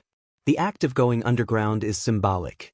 It is both descent and return, a journey into the womb of the planet where transformation is inevitable. In this way, underground architecture mirrors human consciousness. It reminds us that knowledge, memory, and culture can exist quietly, often invisible, waiting for future generations to rediscover them. What is hidden may be more enduring than what is exposed, more potent than what is celebrated on the surface, and more patient than any human observer can perceive in a single lifetime. The presence of these underground worlds also raises subtle questions about what we have yet to discover. How many other cities, tunnels, or chambers lie beneath deserts, beneath forests, beneath ancient floodplains now submerged under oceans? Satellite imaging and ground-penetrating radar have begun to reveal lost settlements in unexpected places. Rivers that shifted thousands of years ago may have hidden human footprints, while dunes and sediment cover entire civilizations. Each new discovery whispers possibilities about the scale, reach, and sophistication of our ancestors, reminding us that the surface of history is only a fraction of the story. What we see may be mere punctuation in a vast, intricate narrative buried in stone and soil. These underground networks also reveal a rhythm of human adaptation that transcends geography. From Cappadocia in Anatolia to the catacombs of Rome, from the salt mines of Poland to the desert refuges of North Africa, civilizations have consistently sought shelter beneath the earth. It is as if there is a collective human memory, preserved across continents, that true permanence lies not in outward display, but in careful, concealed construction. In these places, we sense a continuity of thought, that survival, spirituality, and ingenuity are intertwined, and that the lessons of the past are sometimes etched in shadow rather than light. The underground can also be understood as a repository of lost knowledge. By retreating below the surface, early humans may have preserved information about building techniques, astronomy, or communal organization that did not survive in above-ground records. Every carved passage, every reinforced chamber, is a testament to both the intellectual and emotional lives of people who existed long before written history as we know it. In a way, the Earth itself becomes a library, and the subterranean spaces are shelves and archives carefully hidden from casual view. To explore them is to engage with a language older than words, a wisdom that transcends the limits of human memory and the ephemeral nature of civilizations. As we imagine walking silently through these subterranean corridors, a quiet understanding emerges. The human urge to hide, protect, and create is as ancient as our need to dream. The pyramids above ground may have drawn the eye and awe of the world, but beneath the earth lies a network of spaces that reflects equal, if not greater, ingenuity. These hidden worlds encourage contemplation, inviting us to meditate on time, impermanence, and the delicate balance between what is revealed and what is concealed. In their patient darkness, the stones whisper truths that reach beyond immediate comprehension, truths that resonate with anyone willing to pause, listen, and descend mentally into their quiet, enduring corridors. The underground is more than shelter. It is a metaphor for the human mind and for the ancient layers of civilization that continue to exist beneath our awareness. Like dreams preserved in the soil, these hidden spaces remind us that knowledge, artistry, and ritual may be buried, but they are never entirely lost. The echoes of these lost worlds persist, waiting for those who are willing to move softly, to observe, and to remember. In these subterranean depths, the earth itself becomes both guardian and storyteller, preserving whispers of ingenuity, spirituality, and the patient continuity of human life that the surface alone can never fully reveal. Across the vast expanse of human history, there exist places and artifacts that defy the expectations of time, that seem to whisper a story older than the conventional narratives we inherit in classrooms and textbooks. Ruins that should not exist, relics that appear impossibly advanced for their apparent age, and structures whose purpose eludes explanation all challenge the neat chronology we take for granted. These anomalies are scattered across continents. The stone circles and megaliths of Europe, the layered pyramids of Central and South America, the precise rock-cut temples of India, and countless other sites whose construction suggests knowledge and skill far beyond what seems plausible. They stand as silent reminders that our understanding of the past may be incomplete, a surface reading of a far deeper, more complex human story. What makes these ruins so compelling is not merely their scale or precision, but the subtle intelligence embedded in their design. In some cases, structures appear to anticipate natural events. Floodplains managed with drainage systems that modern engineers would recognize, stone blocks aligned with solar and lunar cycles, and urban planning that demonstrates a grasp of social cohesion, resource distribution, and climate adaptation. In other instances, the anomalies lie in materials themselves, stones so precisely cut that even today, specialists struggle to reproduce the techniques used to move and assemble them. These remnants suggest that early builders had mastered knowledge we may only glimpse now through fragments, as if a larger science of construction, measurement, and observation once existed but left behind only hints for us to interpret. Even more intriguing are the artifacts and symbols found alongside these ruins. Objects of unknown function, markings that resemble written language but resist translation, and geometric forms that recur in multiple, geographically disconnected civilizations hint at shared principles or knowledge systems. Are these echoes of a universal human intuition, a convergence of separate civilizations arriving independently at similar solutions? Or do they point to a lost network of learning, a hidden chapter in human history where knowledge was more fluid, more interconnected, and more sophisticated than our textbooks acknowledge? These questions cannot be answered definitively, yet their mystery invites a contemplative reflection on the vast possibilities of human ingenuity. The psychological impact of ruins that should not exist is subtle but profound. They evoke a quiet unease, a sense of humility, and a recognition that the human story may be far older and more layered than we imagine. Standing before such a structure, even in imagination, one is struck by the deliberate intelligence of its creators and the patience required to realize their vision. There is a rhythm and logic to their work that transcends immediate practical needs, a sense that something beyond mere survival motivated these ancient hands. Perhaps it was a desire to align with the cosmos, to record memory in stone, or to express ideas too large for words. Whatever the reason, these ruins communicate with a language older than speech, a language of proportion, resonance, and enduring presence. It is tempting to view these anomalies skeptically, to dismiss them as coincidence, exaggeration, or misinterpretation. Yet the recurring patterns, the consistency of architectural techniques across time and space, and the subtle mathematical precision embedded in many structures challenge simple explanations. What survives of these civilizations may be only a fragment, but it is enough to suggest a far richer, more interconnected human narrative than the one commonly presented. In contemplating these anomalies, we are invited into a space of wonder, where certainty dissolves and imagination opens, allowing us to entertain the idea that the world once held marvels now hidden beneath sands, forests, or seas. Some researchers speculate that these ruins were deliberately designed to endure, that the knowledge embedded within them was meant to survive natural disasters, societal collapse, and the erosion of time. They may have functioned as beacons, guides, or mnemonic devices, preserving wisdom across generations. The stones themselves, their alignments, and their sheer presence act as a bridge between what was known in antiquity and what humanity has yet to rediscover.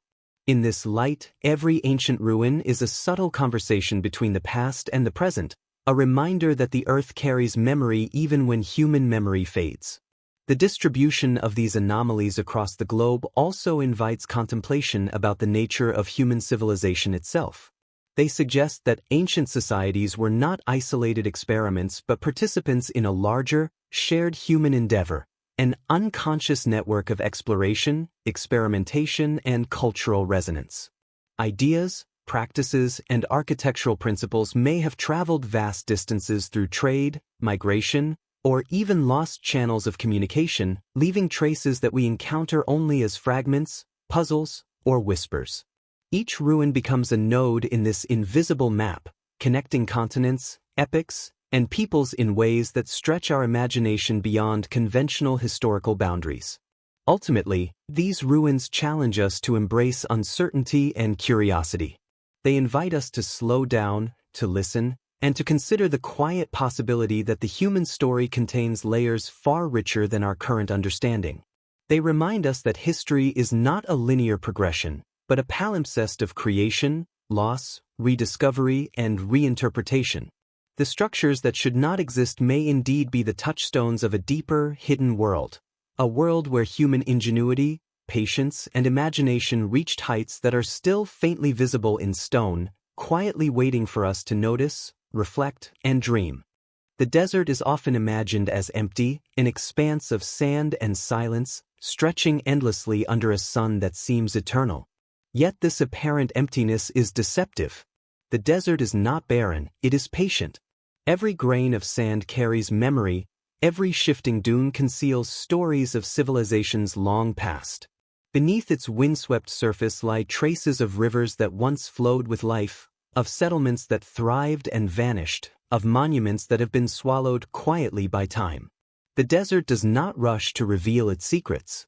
It waits, slowly, deliberately, as if keeping its knowledge in quiet trust, offering glimpses only to those who are willing to watch, to imagine, and to listen. Recent technological advances have begun to lift the veil of the desert's patience. Satellite imagery and aerial surveys reveal patterns previously invisible from the ground, geometric outlines of buried structures, the faint remnants of roads and canals, outlines of cities long erased by wind and erosion. These discoveries suggest that the human footprint was far broader than the surface might indicate. Where we once assumed isolation, there may have been networks of settlements, trade routes, and communal centers. The desert, silent and unassuming, has preserved these traces like an archive, hiding them beneath layers of sediment, sand, and patience, until modern eyes could perceive their existence. The desert's silence is itself instructive. It teaches the value of time and observation, of subtlety and endurance. To survive in such a landscape, humans learned to work with cycles rather than against them. Water was precious, stones were measured, and each choice was deliberate. Structures that endure in these harsh climates are remarkable not only for their design, but also for the wisdom they embody, an intimate understanding of climate, topography, and resource management. The pyramids, rising from their desert plains, are not isolated marvels but part of this continuum, echoes of human attention paid to both the land and the cosmos. Wind and sand transform the desert continuously, erasing what is ephemeral while preserving what endures. Monuments vanish, leaving only faint impressions. Entire settlements become invisible beneath shifting dunes. Yet beneath this apparent destruction lies a subtle order.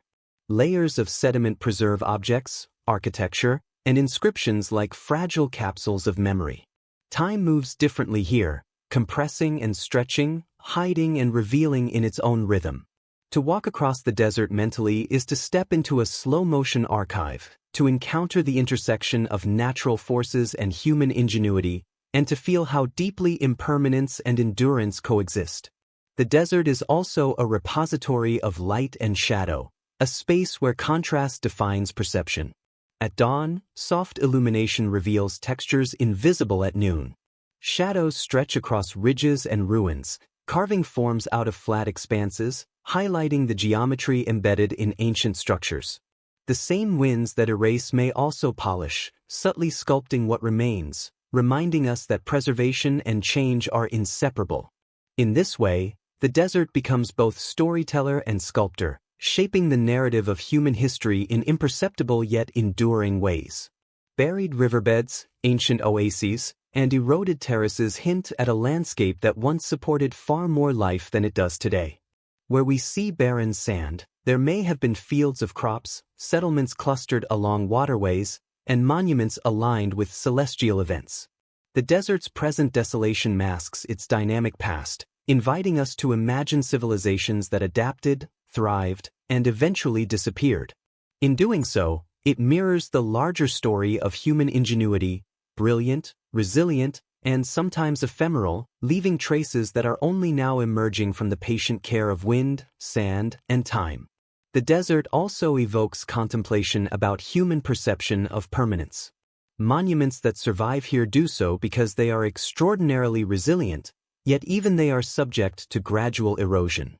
The fact that the pyramids still rise above the sands is a testament not only to their builders' skill, but also to the patience of the desert itself. Every stone, every alignment, has endured wind, temperature fluctuations, and centuries of quiet observation.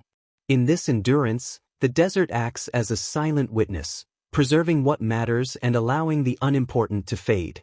It teaches that survival is not always about force or volume, but about harmony with natural cycles. To meditate on the desert is to meditate on patience, impermanence, and subtle revelation. The stones, dunes, and traces of buried settlements invite quiet reflection, encouraging the mind to move gently through time, to imagine the lives that once unfolded in these spaces, and to feel the slow rhythm of natural and human history intertwining.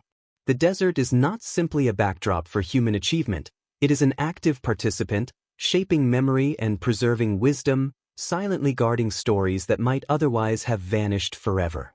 As we consider the desert in relation to the pyramids, we begin to see them as more than isolated monuments. They are part of an enduring dialogue between humans and the land, between impermanence and persistence, between what is hidden and what emerges. The desert waits, but it does not forget. Its patient expanse holds a network of possibilities, inviting us to reflect on what civilizations may have flourished and faded, on what knowledge has been preserved beneath its sands, and on what truths remain quiet, waiting for patient attention and imagination.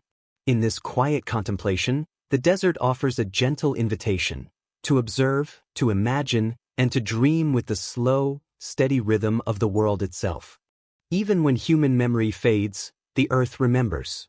The planet itself holds traces of civilizations long vanished, encoded not in words or stories, but in stone, sediment, and mineral patterns that endure far longer than any human artifact. Layers of rock preserve the rise and fall of entire societies, recording floods, earthquakes, and climatic shifts with a patience and precision that surpasses our own historical record. Fossils, soil strata, and chemical signatures act as archives, silent yet meticulous, keeping the imprint of lives, labor, and imagination long after the people themselves have disappeared.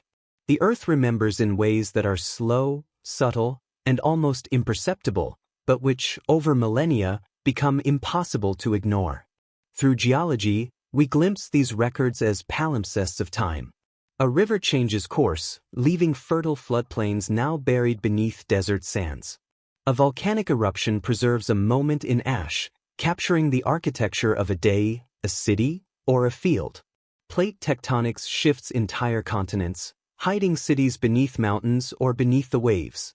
Even the chemical composition of soil retains hints of human activity: metals extracted, crops cultivated, structures built and decayed. Each stratum is a page in an unwritten book, a document etched into the memory of the planet itself. To read these layers is to become attuned to the Earth's long, patient storytelling, a form of history far grander and more enduring than anything preserved in paper or ink. The concept that the Earth itself archives history invites a new perspective on human civilization. What we see on the surface, the pyramids, the ruins, the remnants, is only a fraction of a far more complex record. Much of human ingenuity may lie hidden, preserved by geology, climate, and topography rather than by libraries and monuments. Civilizations that flourished along ancient rivers now buried beneath sediments, communities that vanished during rising seas, and cultures whose structures crumbled in storms or earthquakes have left echoes in the very fabric of the planet. Every canyon, every cliff, every riverbed may carry stories, not as words, but as traces and patterns waiting to be deciphered. The notion of the Earth as a historian is both humbling and poetic. It suggests that human presence is fleeting, but also that human effort is never entirely erased. Even when civilizations disappear, their influence endures in subtle ways. The alteration of landscapes, the cultivation of soil, the traces of infrastructure, and the artifacts that endure beneath sand and stone. The planet holds memory with a generosity that we cannot fully grasp, preserving what seems lost and revealing it only when time, erosion, or careful observation allows. This silent patience reminds us that knowledge is often resilient in unexpected forms and that what we consider forgotten may be waiting beneath our feet. The Earth's memory also speaks to cycles of life, death, and renewal. Mountains rise and crumble, rivers carve valleys and dry, forests grow and fall, and human settlements emerge and vanish. In these cycles, the planet quietly maintains a record of both natural and human activity, blending them into patterns that only centuries or millennia can reveal. When archaeologists uncover a buried city or scientists detect ancient riverbeds with remote sensing, they are glimpsing a fragment of the Earth's long memory, a testament to the continuity of existence beyond immediate human perception. Time stretches differently in these layers, reminding us that our lifespan is a fleeting moment within a far grander narrative. This enduring record also encourages reflection on the nature of human knowledge. We tend to think of history as linear, documented, and preserved through intentional recording. Yet much of what has existed remains invisible to us, hidden beneath surfaces or integrated into natural processes. The pyramids, the hidden cities, and the anomalous ruins we contemplate are but visible peaks of a vast, buried intelligence, a whisper of civilizations that the Earth has quietly preserved. Geological and archaeological evidence suggests that the story of humanity may be far older, far richer, and far more intricate than conventional timelines indicate. The planet itself becomes a reminder that even forgotten or buried knowledge leaves an imprint, however subtle. As we consider the idea that the Earth remembers, the pyramids and other ancient structures gain new resonance. They are not isolated wonders. They are markers in a broader narrative where human activity and natural memory intertwine. The planet archives not only the labor of stone and earth, but also the rhythm of human intention, creativity, and adaptation. Layers of sand, soil, and stone act as guardians, preserving what humans could not record and protecting what time might otherwise erase.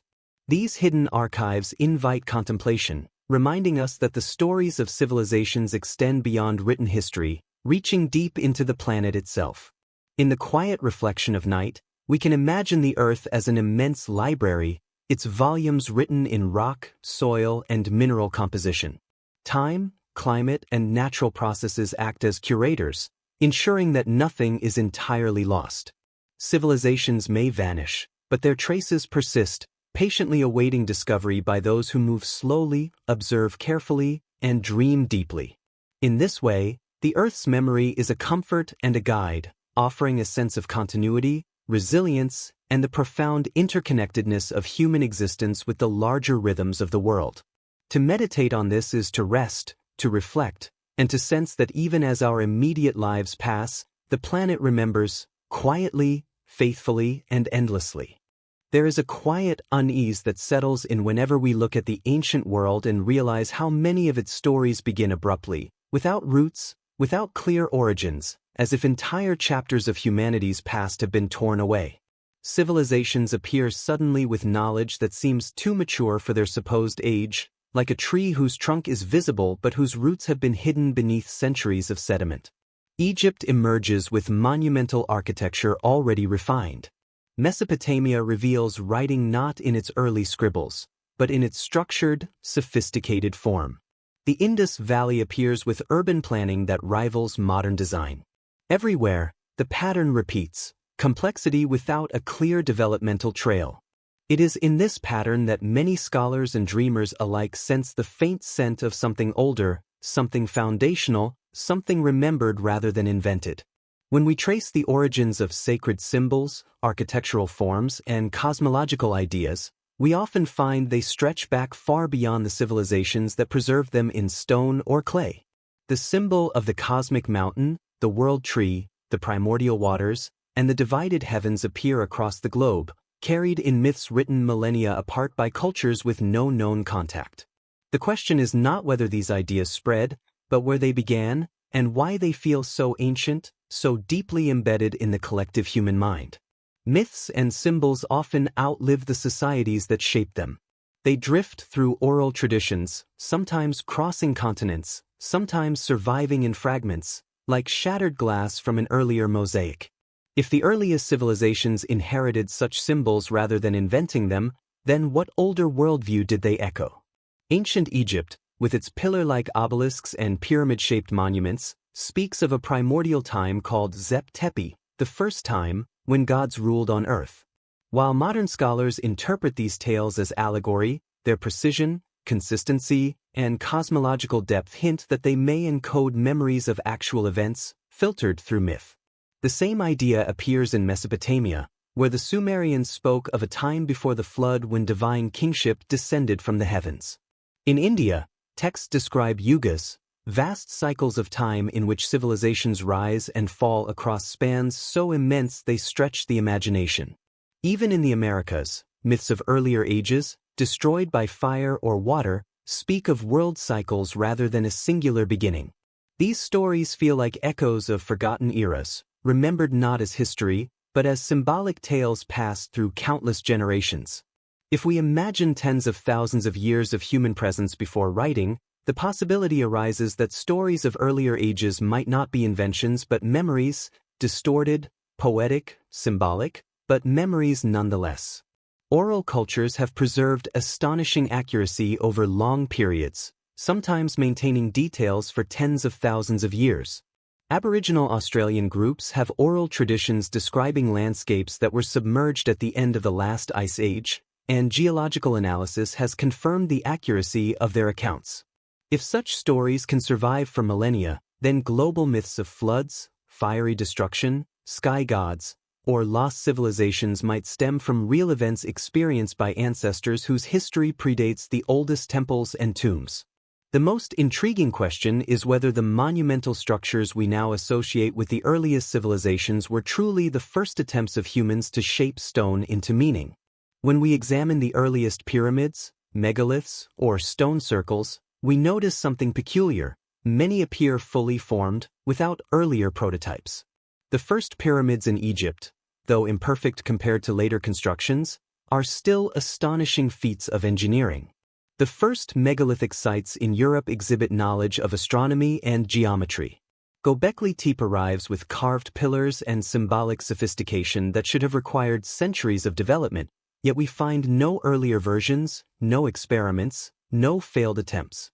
It is as if the builders already possessed the knowledge when the structures were created, suggesting inheritance rather than invention. Archaeology often relies on the survival of materials, yet nature is selective in what it preserves.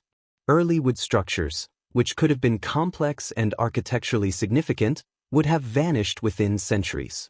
Textiles, pigments, organic tools, all erased by time. Only stone endures long enough to survive tens of thousands of years, and even stone can weather or be buried beyond reach. If earlier societies built primarily with wood, clay, or plant fibers, then their cities could have risen and fallen without leaving a trace. Floods can erase entire settlements within days. Rising seas can swallow coastlines without mercy. The further back we go, the more likely it becomes that the record is incomplete, not because nothing existed, but because what existed was swallowed by Earth's ever-changing surface. Around the world, we encounter remnants that challenge the neat timeline of human progress. Massive stones that seem to defy the tools available at their supposed time. Pillars carved with symbolic language far older than writing. Alignments with celestial bodies that require precise astronomical knowledge.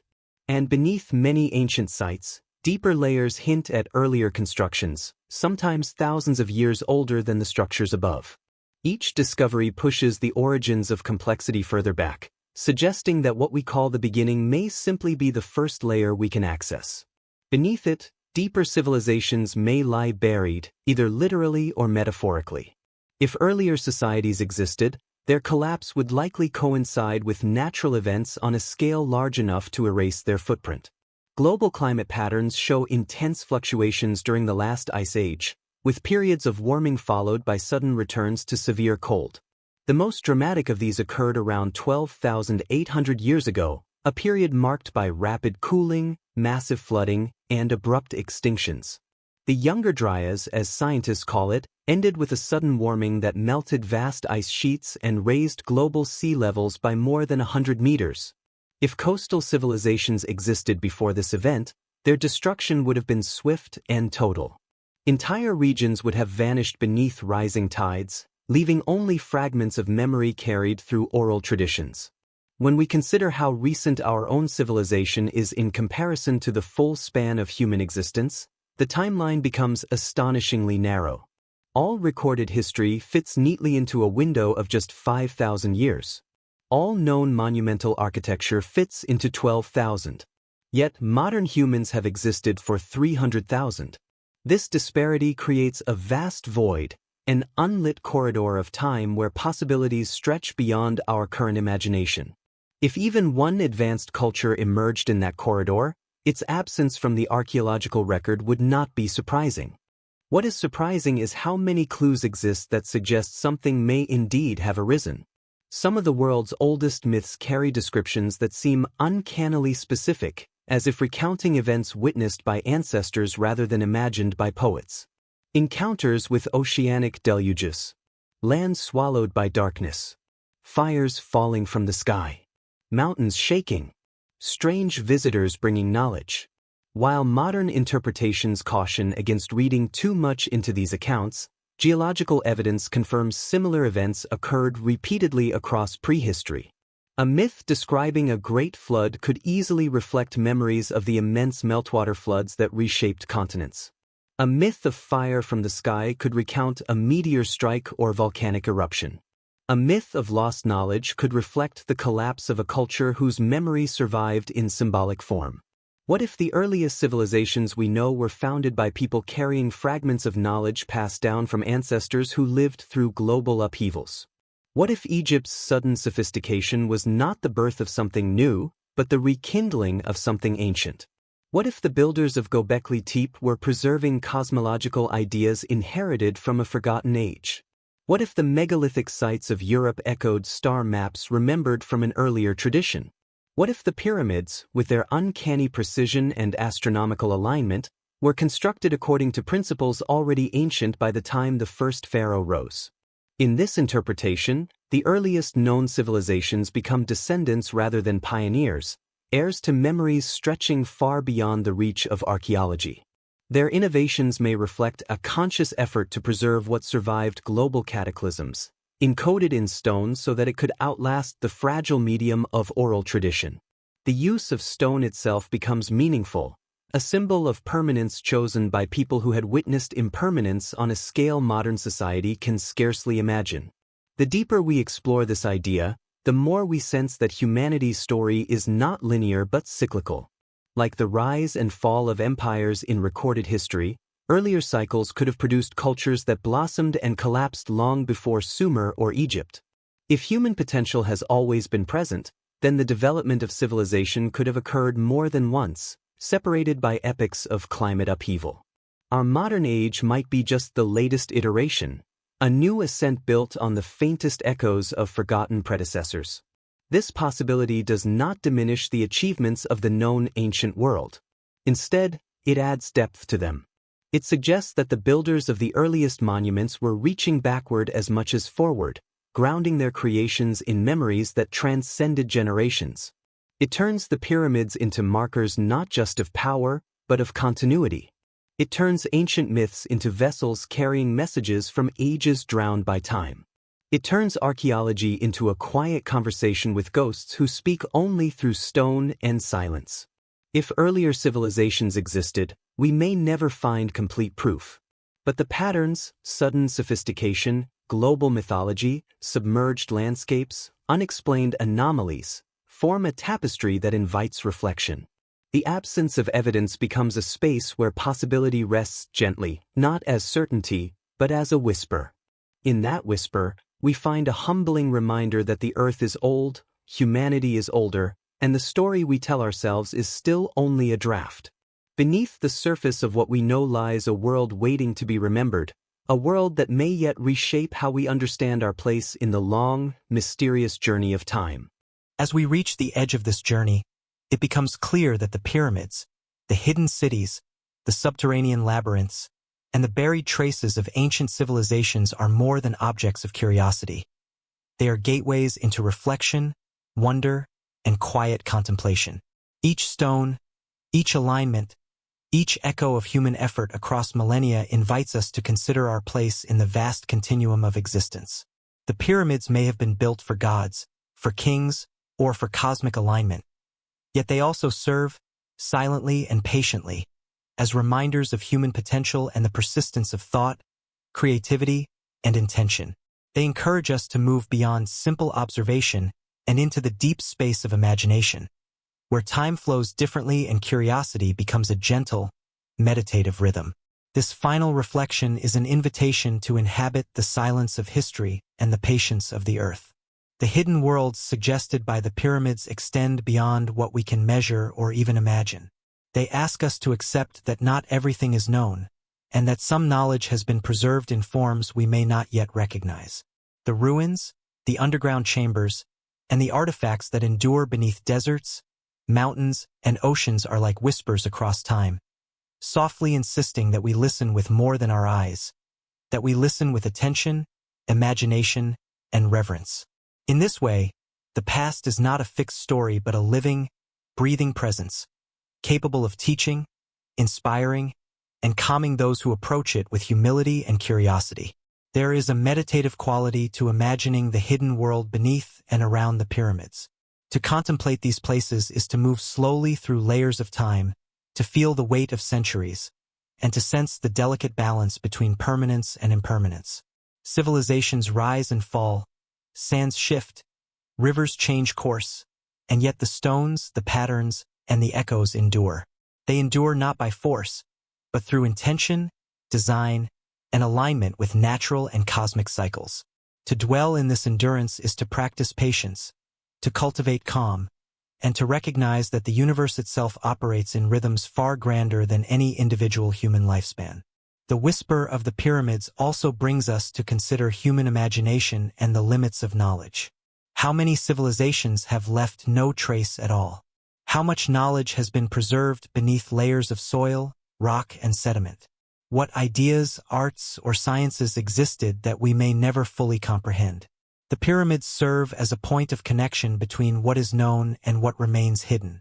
They remind us that curiosity is not only about uncovering answers, but about engaging with questions, possibilities, and mysteries that stretch across time. This mindset fosters a reflective calm, a gentle surrender to the wonder of existence, and a recognition that the unknown is as meaningful as the known. In contemplating the vastness of hidden worlds, we also sense the interconnection between human endeavor and the natural world. The pyramids, the deserts, the rivers, the mountains, and the underground chambers all interact with one another, forming networks of endurance, adaptation, and memory. Knowledge, creativity, and survival are intertwined with the rhythms of the earth, the cycles of the seasons, and the patterns of the heavens. This interconnection encourages a contemplative state, reminding us that we are part of a continuum, and that our lives, though fleeting, are linked to the vast narrative of the planet, the cosmos, and human imagination. The quiet majesty of these hidden and enduring worlds invites reflection on legacy and meaning. The pyramids are reminders that human action can reach beyond the immediate, beyond recognition, and beyond mortality. They demonstrate that thought, skill, and creativity can leave impressions that persist long after those who created them have disappeared. In this understanding, we find comfort and perspective. Our existence is brief, yet every act of care, attention, and creation contributes to a broader narrative. Even small efforts ripple across time, quietly preserved in ways that may be revealed only when conditions align, when patience allows, and when imagination is willing to perceive. As night deepens, the mind drifts naturally toward rest, and the whispers of these hidden worlds become companions in the journey towards sleep. The pyramids, the underground cities, and the buried civilizations offer a gentle rhythm, a slow unfolding of curiosity, wonder, and reflection. They remind us to move softly through history, to listen carefully to the echoes of human effort, and to appreciate the delicate dance between what is revealed and what remains concealed. In this quiet contemplation, imagination, intellect, and emotion converge, creating a meditative space where the mind can rest, wander, and dream. Finally, the hidden ancient world invites a sense of calm reassurance. The pyramids and the structures they suggest are testaments to human resilience, creativity, and continuity. They remind us that knowledge, intention, and care can transcend centuries, preserving meaning in forms subtle, enduring, and beautiful. As we settle into stillness, the gentle rhythm of these reflections lulls the mind, encouraging a sense of connection to both the earth and the continuum of human experience. In this space, the mysteries of the past become a source of serenity, wonder, and contemplative rest, guiding the mind into a gentle, restorative sleep, carried by the whispers of civilizations long gone yet never truly forgotten.